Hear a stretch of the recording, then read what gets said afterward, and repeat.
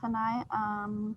Just so everyone knows, if you'd like to view the film again later, because it is one of those things that you can just watch over and over again, we have it available through the library on our Canopy site. If you sign in with your library card, you can view the film again. And I'm gonna pop that link into the chat as well for everyone. As a quick technical note, if you'd like to see closed captions during the program, use the CC Live Transcripts button that might be at the bottom of your screen near the chat and Q&A buttons. Click on that CC Live Transcript button and then click Show Subtitles. In a moment, you will begin to see the subtitles. And then it looks like our panelists all have their video back on, so welcome back, guys. Just so you know, we will have times for questions at the end. So please feel free as the program goes on to input questions into the Q&A at the bottom or put them into the chat, and we will get to those at the end. If you'd like your question to remain anonymous when you submit it in Q&A, I believe it does go in anonymous in Q&A, and also when you put in the chat box, you can change the options so that you send, instead of to all panelists and attendees, change it to all panelists. So that way only ourselves and the panelists will see your name associated with the question. So again, we'd like to welcome everyone to the Leroy Collins Leon County Public Library's kickoff event for our celebration of autism and neurodiversity. Super excited everyone's here. We have just enjoyed a viewing of the animated short film Spectrum, A Story of the Mind. So now we would like to have full introductions of our panelists tonight. Jill Jones, Shamara McCray, Joseph Shao, and Catherine Zenko. If you guys wouldn't mind starting with Jill, telling us a little bit about yourselves and why you're here on our panel tonight. Yeah, hi everybody. Thank you so much for showing the film. It's really just a special thing to be able to connect with the audience as a filmmaker. So thank you. And my background, I am a documentary producer and television producer, but I grew up in Texas, and my cousin Grant is on the spectrum, and he's really what sparked an interest in the subject matter. He was very similar to Dan in the film of, I would go over to his house and watch him jump on the trampoline for just hours on end. And he didn't want to open presents with the family on Christmas because it was too crowded and too many people in the room. He didn't want his picture taken with the flashing lights, but he would go outside and just, be flapping and joyous. And I didn't understand autism at all. I just knew that he's in on something that I'm not in on. That's really interesting. And we, can't communicate in typical ways, but what is that experience? And then later I ended up, before I worked in TV, working at a nonprofit for people with disabilities. And I met, they sent me to a conference with Temple Grandin, and I heard her explanation of sensory issues. And then I was like, that's the piece I didn't understand about my cousin, and the piece that I've been consuming all of this media about autism that I don't think other people are fully getting either. So I wanted to make something to just focus on that.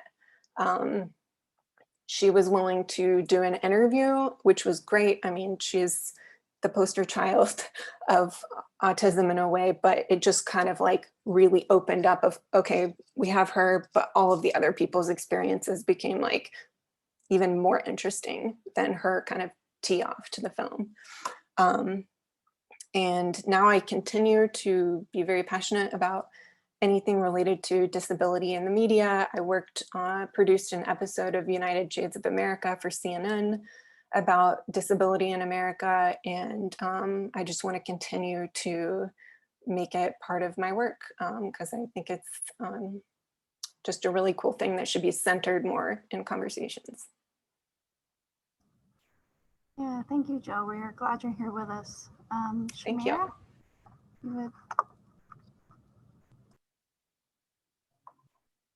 Good evening, everyone. I'm Shamara McCray.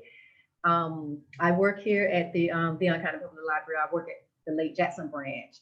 I have a 17-year-old son who was diagnosed with autism at the tender age of 3.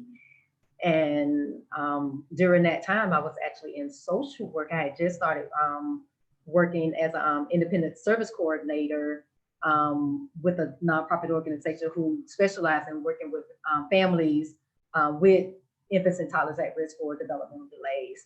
It was through that program that I learned a whole lot about not only autism, but a whole bunch of other disabilities, whether it was social emotional disabilities.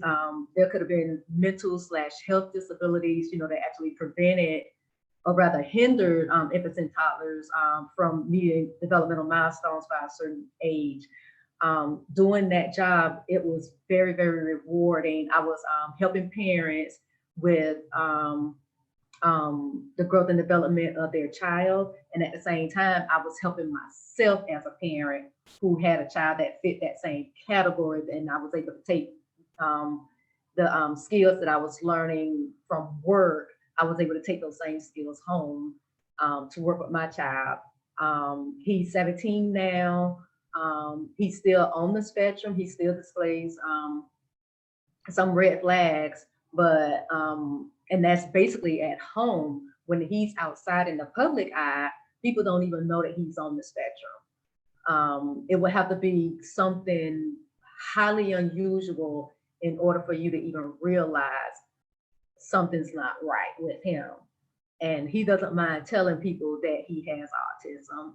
And I'm proud of him for letting people know that so that they will be aware and even ask questions if they need to, as far as what is autism exactly. I mean, he just get asked a whole lot of questions. I get asked a whole lot of questions because people, whether it's family, friends, just strangers in the grocery store, just anybody, they'll ask that question, and because they don't know and they do want to know more. So I really thank you for inviting me to be a part of this panel. I'm hoping that I'll be able to answer any questions to the best of my ability to answer anybody's questions. Well, thank you, Shamira, for that. Super excited that you're here, especially since you're also our coworker here at the library. And Joseph, if you wouldn't mind giving us an introduction. Hi, everyone. My name is Joseph. I was diagnosed with Asperger's syndrome back when I was in middle school. Up until then, I had been diagnosed with ADHD, attention deficit hyperactive disorder. And while that did account for some of my behaviors, it didn't account for all of them. And back then, my mom jokingly said, "Oh, that's just Joe. That's just Joe." These little eccentricities of mine. It wasn't until I got tested by the Florida State University's Center for Autism and Related Disabilities that we realized, oh, this isn't just ADHD. There's more to it, and it has a name. It's called Asperger's syndrome. It's called autism. And so from that point forward, it was a lot of educating ourselves about what is autism, how does it affect me personally, what do I need to do in order to function better. And so now, fast forward all these years later, and if you meet me out on the street, you probably can't even tell that I have autism. And so I feel very accomplished that I've come this far now. And I want to thank you all for inviting me to be part of this panel, because all the experience I have accrued, I hope that some of it can help someone else out there who may be just starting this journey and doesn't quite yet know all the ins and outs that I've learned over all these years. Yeah, thank you. Thank you so much, Joseph. And we are very happy to have you here on our panel. Catherine, last but not least. Hi, everyone. Thank you so much for this opportunity to be on this esteemed panel and to watch this fabulous film. I am the director of Florida State University's Center for Autism and Related Disabilities, affectionately known as FSU CARD.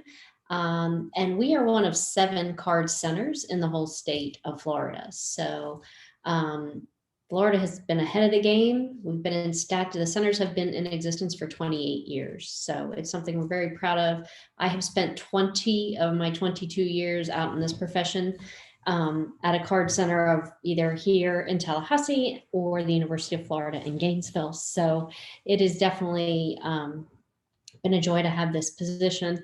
I am just thrilled to be a part of this, and little shout out to our Leon County Library, who is becoming one of FSU CARD's newest autism friendly businesses. So we appreciate your interest and dedication to learning more, to making all of the libraries a place where all of our families and adults can go and feel safe and accepted, and just, you know, it's a good place to be. I'm a speech pathologist by training, so that's where I kind of got my start. So the development of language fascinated me, and that's kind of what put me in this direction. So I'm just excited to be here and hope I can answer some questions. Okay, thank you, everyone. With that, I'm going to hand it off to Sally. She'll start asking our panel questions. Thank you, Stephanie, and everybody. We have a lot of great questions to ask you guys. I don't think we're going to get through all of them, which will still be great. But please, if you are in attendance and if you have a question, please put it in the chat or the Q&A. We'll definitely keep a look on those, and Stephanie will jump in at a good time when we can ask them. We're going to ask some individual questions and some group questions. So we're going to start with a question for Jill. This documentary explores sensory issues through the lens of unique individuals. In what ways have you seen this film and educate and inspire? Yeah, it's a great question. You know, the film now in the streaming world, sometimes I don't know how it's impacting people because it's on Amazon, Canopy, and it did a PBS run. So sometimes you feel a little detached, but I'll get, you know, a comment here or there, and those are like kind of the motivating factors to like, okay, keep going with trying to tell stories like this of when it impacts one person. And I think like my favorite thing really is the community events. And I think the reaction that I most like am excited by is when someone says, like a neurotypical person says that it inspired empathy in them. And the other reaction that is also amazing is having someone on the spectrum say that they felt seen. But I really, you know, going back to my cousin, was like, I just want the people that work with him to have a tool so that they get it. And so it was kind of like all with one person in mind. But I just think that film is such a powerful medium for sparking empathy in other people, and a great tool for communicating like the wide, beautiful range of human experience.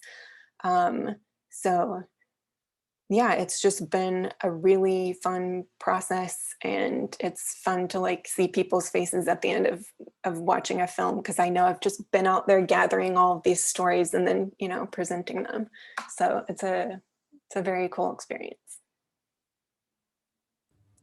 Yeah, I would have to, our committee who is planning this month, we found this video pretty early on in our planning, and it definitely sparked with us, I think, and that's why we chose it. It was such an inspirational film. Shamira, my next question is for you. In the film, parents shed light on their kids' unique perspectives and challenges. What has been your family's experience having a son on the spectrum? I could say my experience totally is different from the experience of my immediate family as well as extended family. I guess being a parent, you know when something is wrong. You know when something's not right anyway. My extended family, not to say that they was in denial, but they honestly thought that nothing was wrong. But in my heart, I knew something wasn't right.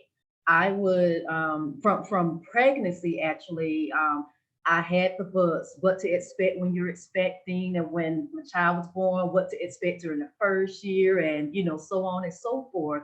Those books really helped me, primarily because I was a single parent, and I wanted to make sure that I was giving my child the best that life has to offer. I wasn't trying to be one of those parents to where I'm dropping my kid off on someone else, and I just completely ignored my child. I did not want to be that person.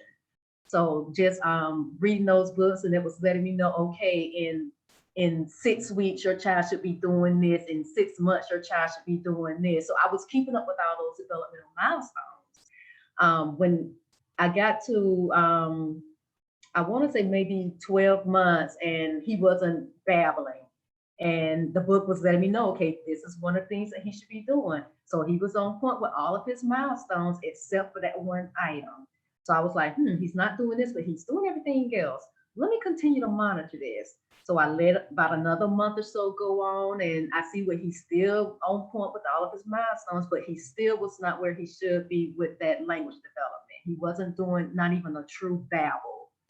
And that was what got me right. I was like, okay, something's really not right. Not to mention, I have another cousin who had a child. Our kids are like less than 2 weeks apart in age, and she kept my son for me. And I noticed just how many words her daughter had, and my child wasn't even babbling. It was from there I decided I need to get him into daycare. He needs to be around other children his age and gain that education that he needs for his age. It was from there that they did the screening tool and told me what I already knew. He was behind in his language development. They referred me to the Early Steps program through Children's Home Society. I never heard of this program. And it was from there that all these different resources just came out of the woodwork, programs that I never knew existed. So, and it was from there that, because they only mentioned the language delay, but when I went through the Early Steps program and he had his assessment done, it was from there that I found out about the red flags for autism. I shut down. But I didn't shut down too much to where I still was not there for my child. I'm like, okay, get yourself together. You need to figure out what you need to do in order to help your child. And it was like, parents are like, oh, ain't nothing wrong with that child. And I'm like, I'm not hearing this. I cannot hear this right now, because in my heart, I knew something wasn't right. And sure enough, he was pointing one night. I was holding him in my arms. It was dark. And the moon was out, and he was pointing that. And I was like, that's the moon. Can you say? And I was trying to just sound it off, so he could see my lips and how I was pronouncing the word moon. He was trying so hard to say that one syllable, and he could not do it. And I broke down in tears. I was like, something is definitely wrong with my child. When he was 3 years old, that was when he got his official diagnosis that he was mild to moderate autistic. And all I heard, and it was Dr. Amy Weatherby, I love her to death. She let me know he's a mild to moderate case. He can still grow up and overcome this. That was all I heard. I was like, so he can beat this. So I was making sure as a parent that he got all the proper resources that he needed in order to become successful, a typical young man in his adult age. And I've been doing that to this day. Now he's just that typical teenager to where we just butt heads all the time. I hope Thank I you. answered that question correctly. No, you did. Thank you for Okay. sharing all that, especially the stuff about like the milestones. Those are very stressful for parents, and and finding the resources. That's something we talk about at the library because we want to be the information people to give people the information that they need, so they know where to go. And I love that you found that one place and it opened up all these other places for you, which is great. That's what we want to happen. And if anyone out there listening, I still have access to some of those resources. I'm sure Miss Catherine has some as well. Definitely. All right, our next question is for Joseph. This film shows several individuals, how they manage sensory perception throughout their lives. Can you tell us a little bit about how you manage sensory perception? I think one of my biggest sensory hangups is often tied with food, taste and texture. Sometimes it's one, sometimes it's the other, sometimes it's a combination.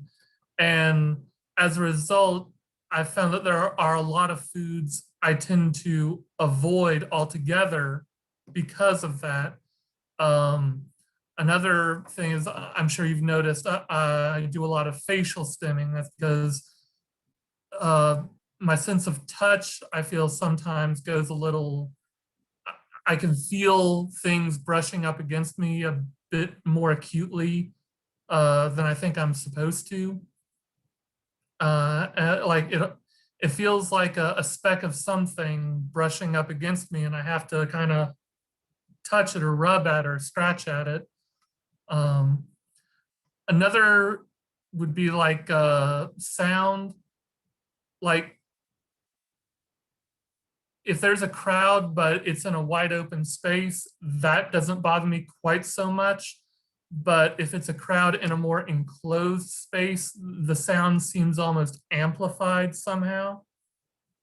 And so sometimes having to step away from that for a bit to kind of clear my head and catch my breath is something I have to do sometimes. And that's basically it for me. No, thank you for sharing that. It's definitely like with the film and everything, you just see how different everybody is. And that's really important for, I think, everybody to recognize. All right, my next question is for Catherine, and then we're going to do some group questions. Catherine, in the film, we see individuals using different sensory experiences to help calm themselves or gain confidence. What advice can you give families that are looking to explore sense as a type of therapy or calming tool? I would have to say, try and find yourself a good occupational therapist. That is the discipline that typically works with children with sensory needs. And, like Jean in the film is an example of a brilliant occupational therapist. So that's definitely, if we could only clone Jean and have lots of Jeans out there, that would be lovely. But if you're looking from a professional discipline standpoint, your occupational therapists are the ones who are the ones who you want to go seek first to really help with those sensory issues and help discover what your child needs and what might be best, different ways to help use some sensory strategies for calming, getting an idea of what are some of the sensory experiences that are most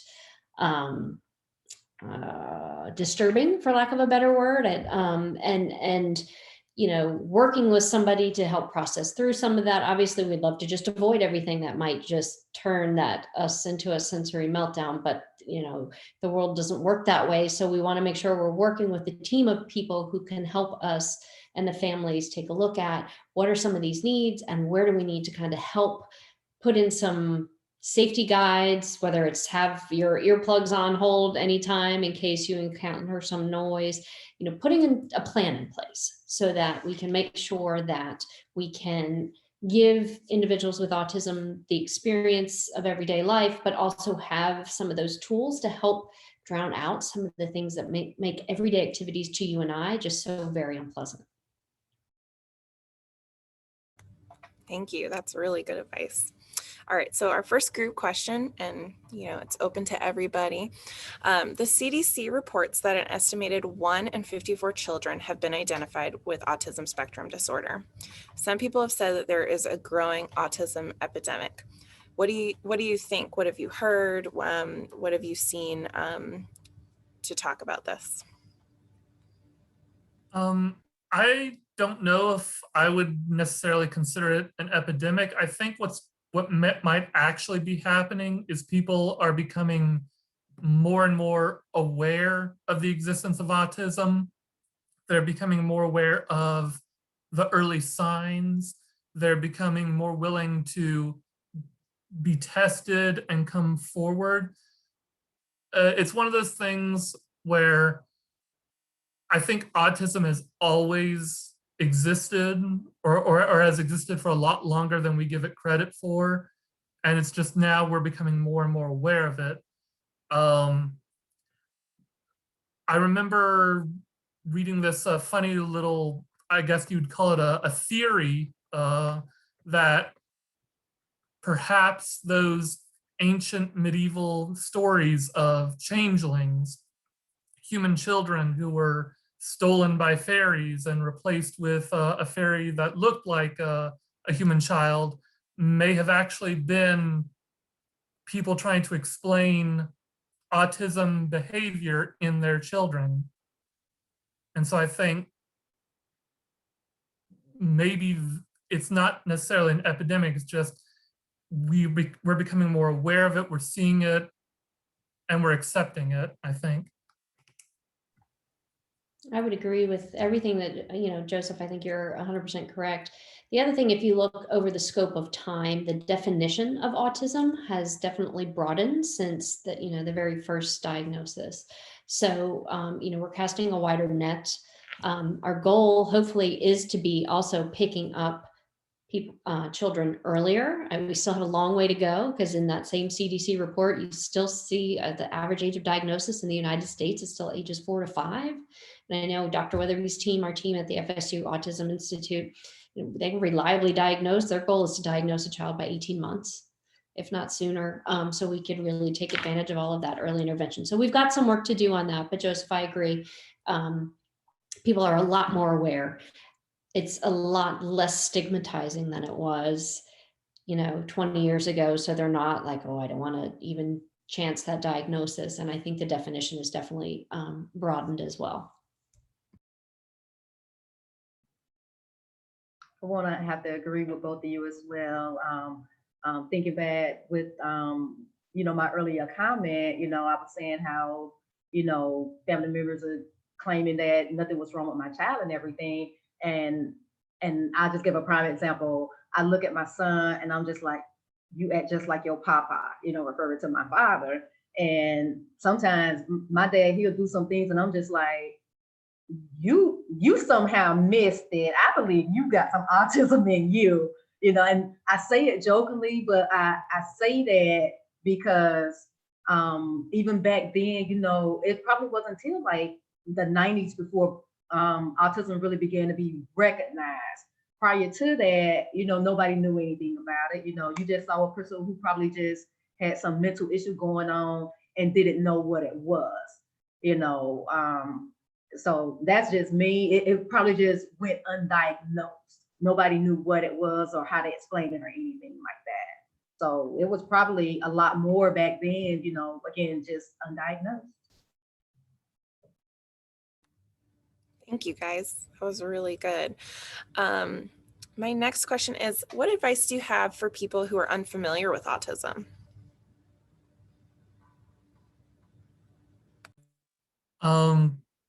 The most important thing to do is educate yourself. I mean, there are so many resources out there that are just waiting for you, and even a quick Google search can instantly get you connected with all sorts of news articles, locating professionals in your area that can provide testing or can provide their own resources to you. You don't shy away from autism, the idea that it's okay to have autism, just educate yourself and be prepared, because it's not going to be easy, but it is doable to manage it. I also would add that like one thing that I learned making the film is I didn't realize what an amazing disability community that there is out there. And I got connected on a couple of Facebook groups, which there's some good ones, probably some bad ones. But that it's just such a wide range. Like someone described autism as like a constellation rather than like a one end to the other end. But I feel like kind of there's all different people who may be able to have like a connection so that, you know, whatever you or your family member or friends or whatever experiencing, there might be somebody who's having a really close experience to you. That like just looking for subjects in the film, I mean, we could have had so many more. That was like one of the hardest parts. I was like, where do I cut it off? Basically didn't have any more money to put in more people, but I think that it was like really helpful even meeting the variety of adults who like went through childhood, who are now like creating poems, writing books, and like speaking directly about their experience, that you can find them and follow them on like Judy Endo, the artist in Spectrum, continues to put out beautiful work and blogs and everything. And I think that was like one of the most informative things for me. And I'll just add a quick, I have to do this because it's just a shameless plug, but one of the most brilliant tools that I have ever seen in my career, and I'm biased, but is the Autism Navigator, which is just autismnavigator.com. It was developed by Dr. Weatherby and the team there at the FSU Autism Institute. And it's a great way for anyone around the world. They have people from all over the world, 150 to 160 countries are logged into the one course called About Autism in Toddlers. I answered somebody's question in the Q&A about this.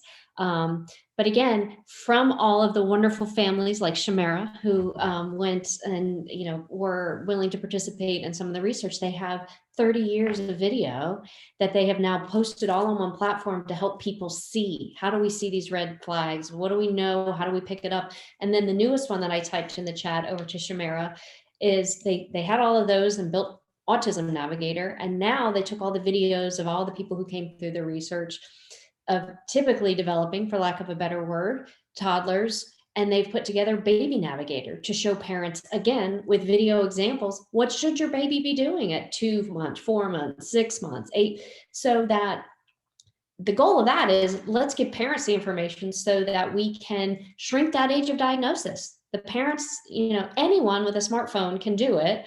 And then they can track their, I knew because I studied speech pathology. So, I had my kids, I'm tracking all of their development. But for anybody who doesn't really study that, you don't really know. So to answer the question is to get more information, meet people with autism, talk to them, try and understand the world from their perspective, which is what I loved with the film. It was all about them teaching us. Right. And I said this every day. I learn something new every day from the people I work with. And I appreciate learning from their perspective. 100% agree with that. Thank you. Jill, we actually had a question in the chat, so I was going to pose it to you. Have you thought about doing a documentary on minority children with autism? Yeah, I did produce an episode that I mentioned earlier in the bio part for United Shades of America about the disability community in America. That show is hosted by W. Kamau Bell, and it's a really good intersection of like the topics of disability and diversity and how they intersect. I thought that show is typically just about different communities, and I thought it was very interesting that they included disability basically as a form of diversity. And I think we don't really consider that as much as we should. But yes, I mean, every project that I'm looking for to include a wide variety of people. Thank you. All right, Shamira, I have another question for you. What advice would you give to Shamira in 2007 to help her navigate this journey? Ooh, Shamira from 2007. I can honestly say I was trying to make sure that I was doing everything the right way. Wow, it's a loaded question. I'm not for sure how to answer. Let's see. I guess basically just making sure that my family is aware of what's going on, that you're looking at this as just normal behavior. I didn't see it as normal behavior or typical behavior, I would say. Had I taken heed to what they were saying and did nothing, I'm sure my son would have been worse off than where he is now, you know. So I'm just glad that I'm a religious person. It was something I just prayed about, you know, making sure that I was doing the right thing. I wanted to make sure that I was doing what was best for my child. And I'm glad that I at least looked into it. Primarily, the route that I went, first and foremost, the service was free. You can't go wrong with free. If I didn't like what the professionals told me, you know, I could have just, okay, thank you for your time, you know, and just go on, you know, decline services or anything like that. But I did not do that. I chose not to, because again, I would be doing more harm than good had I not done what I did.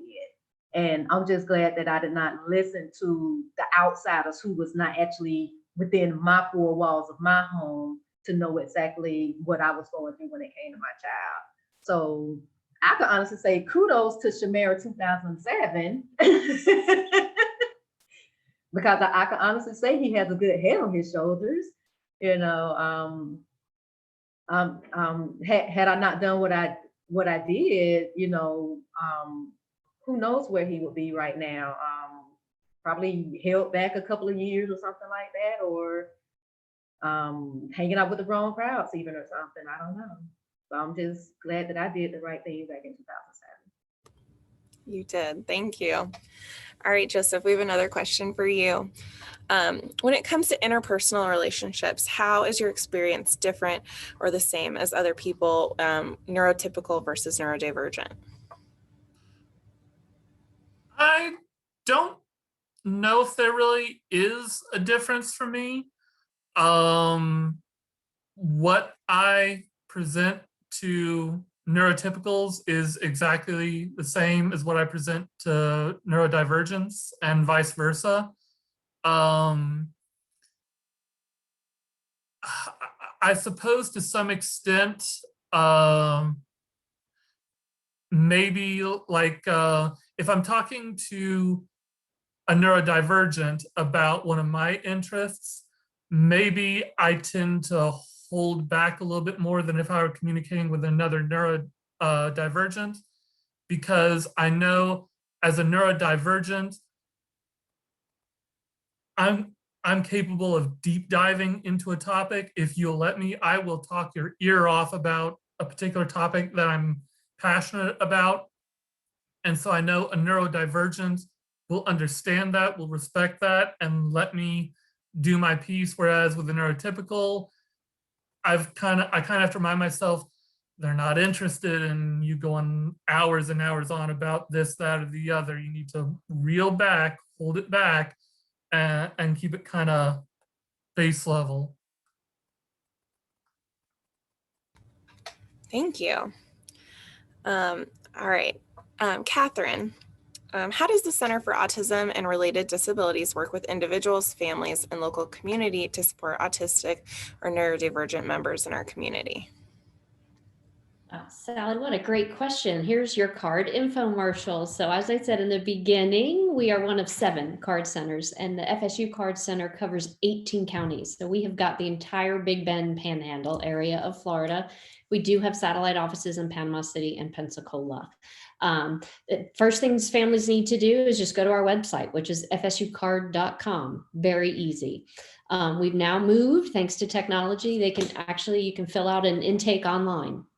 Upload documentation of diagnosis. And then all card centers across the state have a 4-part mission where we help individuals on the spectrum and their families with particular tasks or things that they're struggling with, short-term consultation. We can do technical assistance, which is not necessarily focused around an individual, but let's say, a library wants to learn a little bit more about how to become autism friendly, right? So we go in and we talk and we look at the library and we see how can we, make this better. And that also intersects with the next one, which is training. So we provide training to multiple topics like next week. Let's see, I'll be talking with the Leon County Sheriff Office and the school resource officers, and we have done trainings in schools and in places of worship, all over the place. So that's kind of what we do. And then the final thing is public awareness, which you are really helping us fulfill tonight, which is just, let's get information out to the public about what is autism. What is what can you do if you interact with somebody with autism to have success?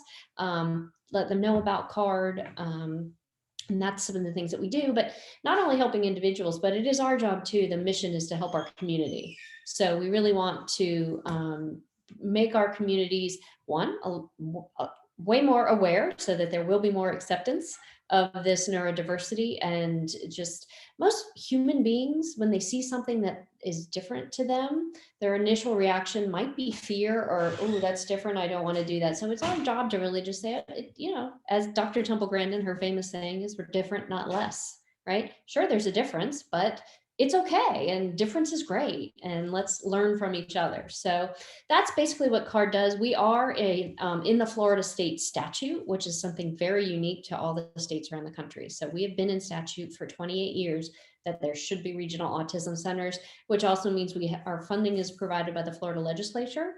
So all of our services are free. Nobody has to deal with billing or anything like that. Now, I'm also not allowed to duplicate services though. Like, I'm a speech pathologist.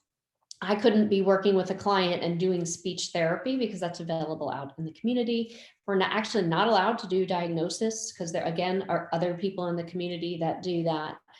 So there definitely are some specifications if you really want to read the statute, but it's all of us do those 4 main things. And it really, our overarching goal is to just improve the outcomes of everybody we serve. Awesome. Thank you so much for sharing that. All right, we have another group question for all of you, and it kind of goes a little bit with what Catherine was talking about or what they do, but I think with all of your unique experiences, this would be a good question for everybody.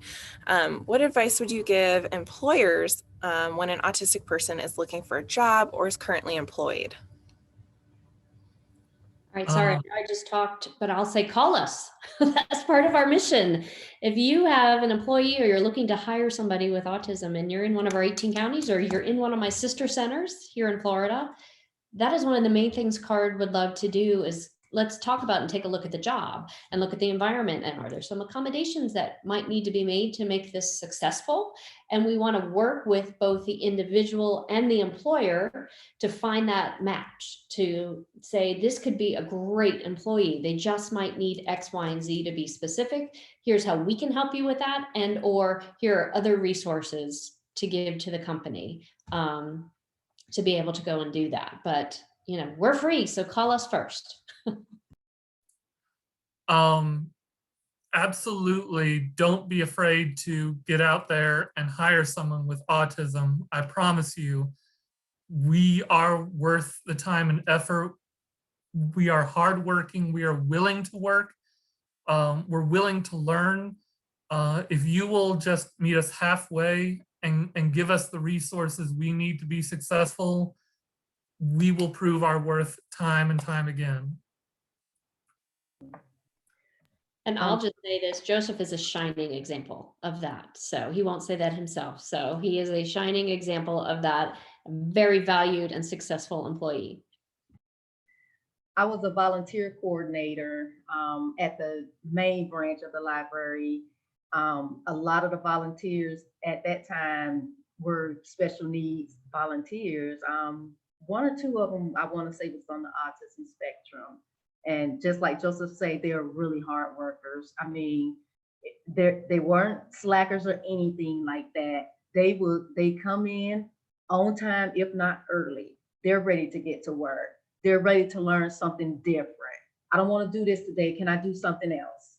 You know, so they're always open to wanting to learn something new. And that's one of the things that I appreciated about them. I was a patient person with them. Sadly, there are some people who just don't have that patience to want to work with somebody on the autism spectrum. But you definitely have to know how to, you have to have it within yourself, first of all, to have that knowledge and understanding when you are supervising another employer and they're on the autism spectrum. Because if you don't, it's not going to work. You know, so that's one of the things you would definitely have to make certain of, is make sure that that employer-employee relation comes together.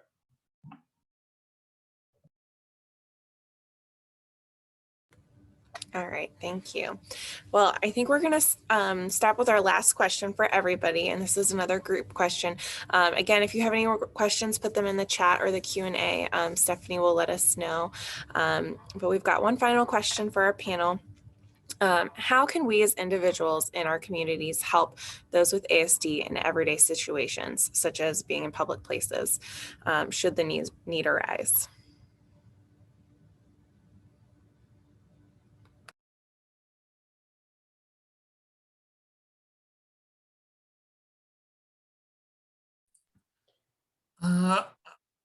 I guess just if you see us act in a way that kind of makes you look at us weird, don't. I know that oftentimes we will display behaviors that don't make sense and look a bit odd. And as was mentioned earlier, the natural human response to observing something out of the ordinary is fear or bewilderment. So I guess a certain level of understanding that we're going to have these behaviors. So please be patient with us.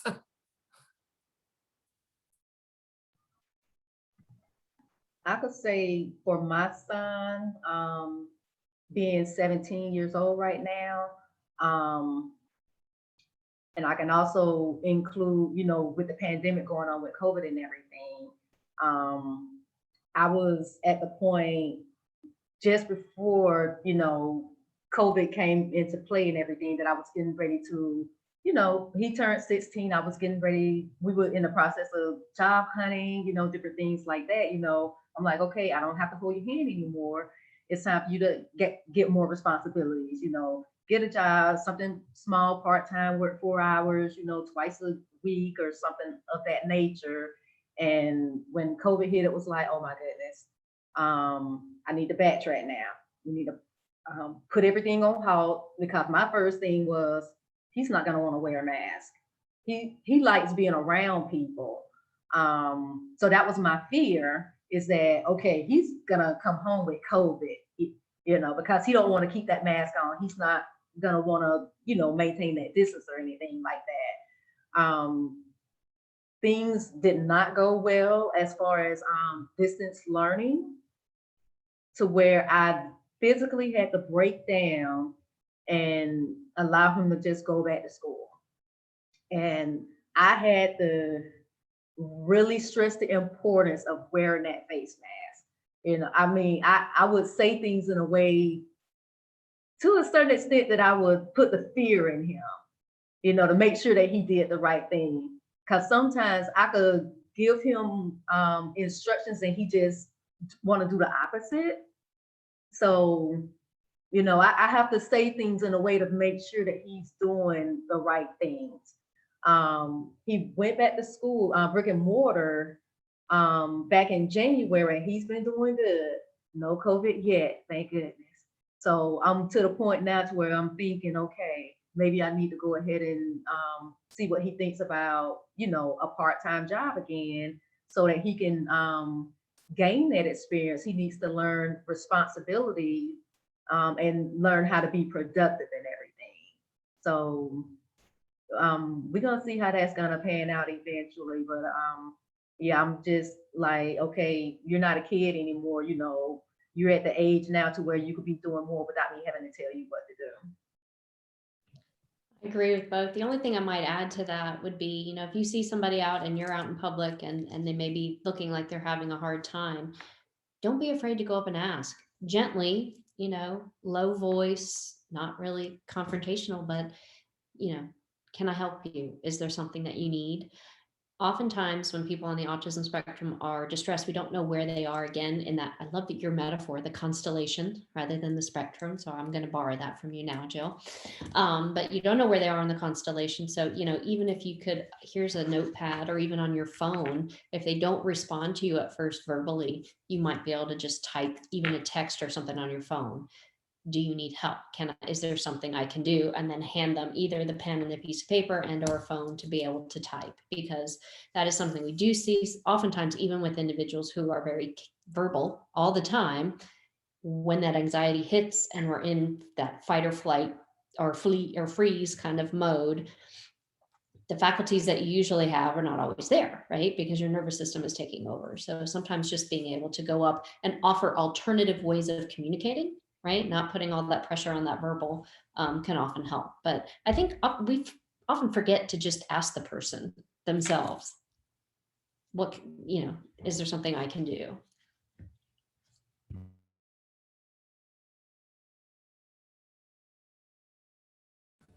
Sorry, trying to unmute. Okay.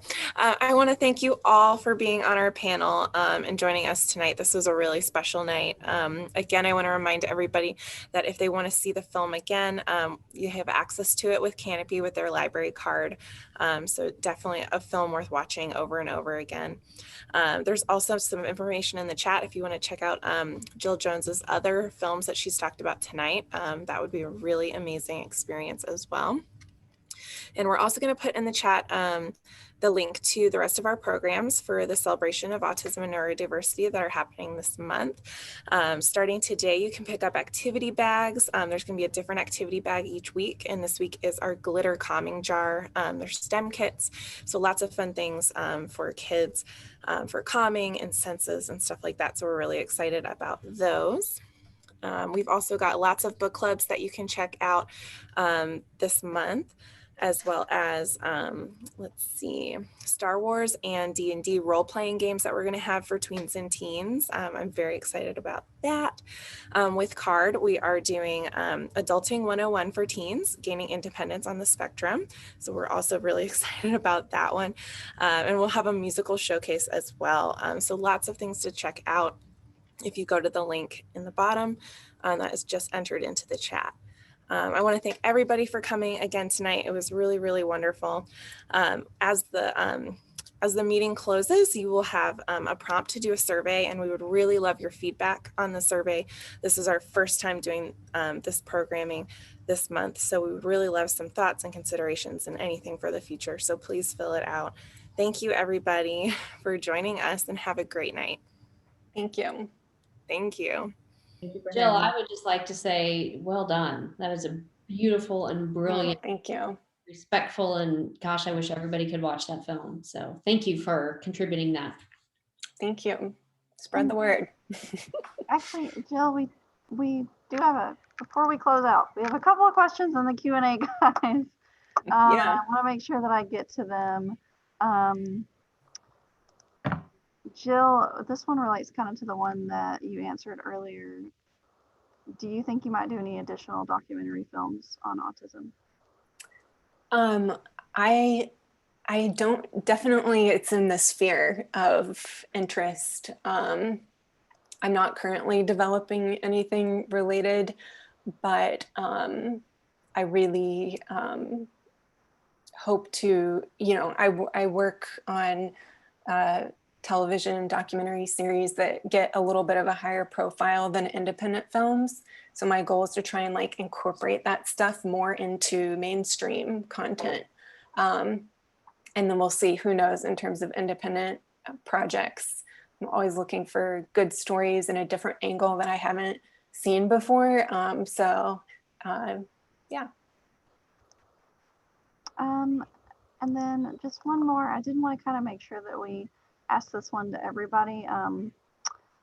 So another question that came in from the audience, my almost 2.5-year-old was just diagnosed, and trying to explain it to my parents. They have a lot of the old stereotypical views about autism being a lack of socialization, and they don't understand how there's a potential that he won't hold regular conversations through speaking when he used to speak. How do I get them more used to the idea that his normal is okay and break them away from the idea of curing autism?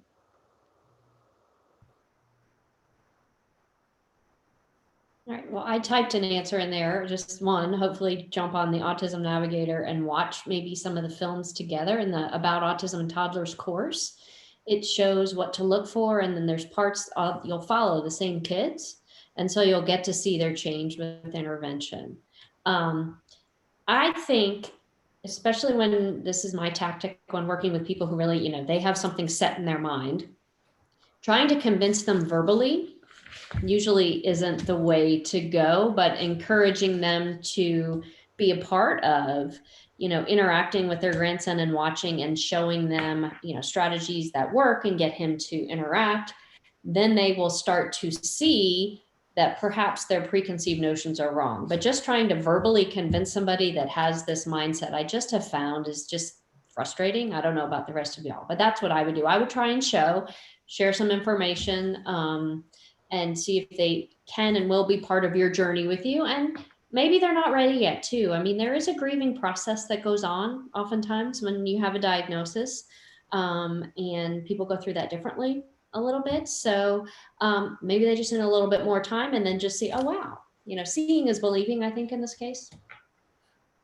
I know from my own experience that a child with autism is only really going to be successful if they have a solid support structure in their family.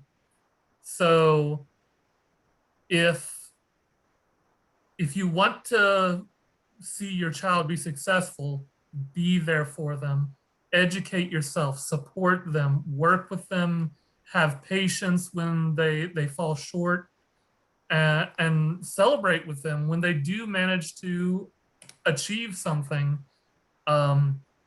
I know from this story I've been told so many times by my mother, when she was first pregnant with me, and then even shortly after I was born, highly educated people, leaders in their field, kept telling her, this child isn't going to amount to anything.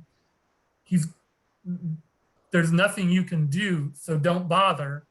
And my mother was basically said, well, to heck with that, and made up her own mind right then and there that she was going to make sure I became something. And she never once gave up on me. And I can't begin to thank her enough for that. So, yeah. Here's to all the moms like your mom and Shamira who followed their gut and didn't give up. Yeah, that's such a powerful message, I think, to end the whole night with, of powerful messages, I feel like. So unless Stephanie, any more have come through that no, I just really wanted to make sure that was I was like, I really will. I know. Thank you, Kathy, for chiming in on that one. But I also just was like, I really wanted to make sure I posed that question to the panelists. No, That was a really good one. I want to amend, it's not just moms, dads, and okay, so family members, sorry, I didn't mean to be biased there. Definitely. All right. Thank you, everybody. It has been a wonderful night, and we really appreciate you taking the time to come, our participants, our panelists, our viewers, everybody.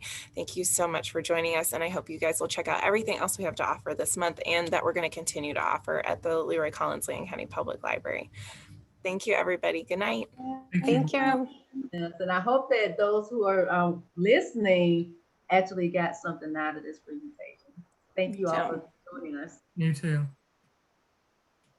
Thank you. And thank you to our panelists. Thank you. Thank you for having us.